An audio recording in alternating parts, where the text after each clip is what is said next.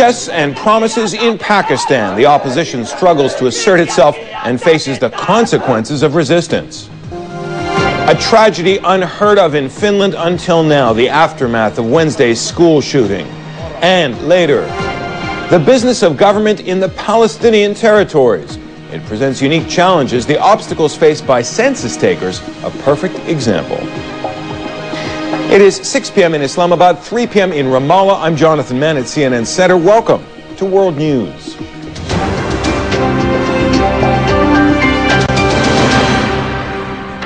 Thanks for joining us. We begin with new developments in the political crisis in Pakistan. After days of protest, President Pervez Musharaf says parliamentary elections will be held by mid-February. He's also restated his pledge to quit as army chief before taking a presidential oath of office. And a ruling party official says the state of emergency will continue for at least a month. Meanwhile, opposition leader and former Prime Minister Benazir Bhutto says she will go ahead with a mass anti-government rally Friday, even though there are reports that hundreds of opposition supporters were arrested overnight. Officials deny those arrests, but 5 people are charged with treason for making anti-government speeches. Anti-government protesters are out on the streets again today. In fact, the demonstrations are spreading to the students of the country. Our Dan Rivers has more on that.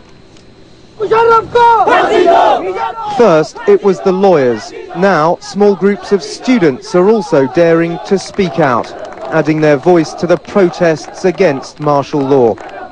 Some too nervous to show their face. We feel extremely bad because it's a one-man show. What he wants to do and what he thinks is best for the country is being done.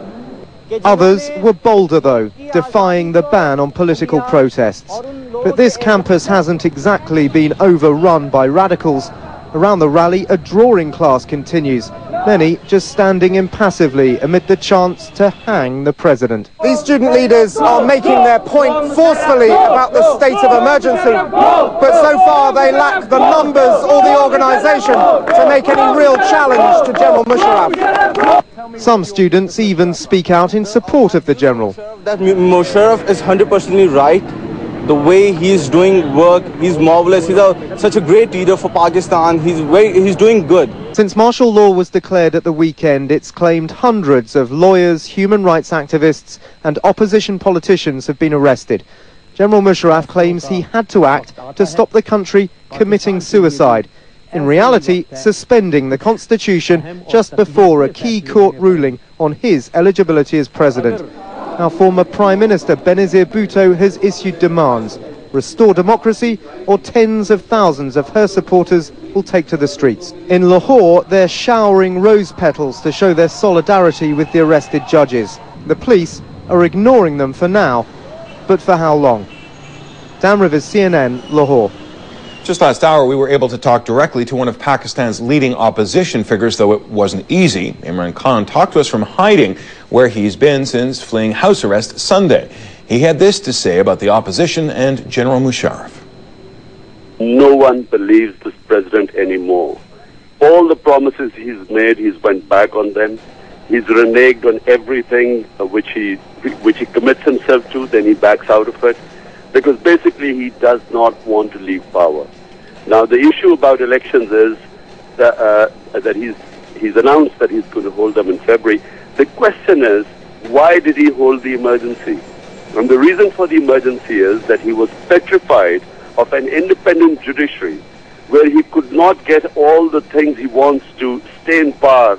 He could not get past that judiciary. Namely, that he wants to rig these elections, and for that he was scared that the judiciary would step in the way and that they would not accept a commander-in-chief to fight the presidential election.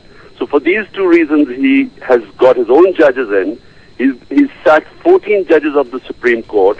What he hopes is that once he has his own, now that he's got his own judges, he will lift the emergency and then through a controlled election commission, rig the elections and impose himself on us for the next 5 years. There's been a crackdown on the media in Pakistan, so it's fallen to viewers like you to help us with your photos and videos of the demonstrations. One of our eye reporters asked us not to reveal his name, but he will say that he's a university graduate who took part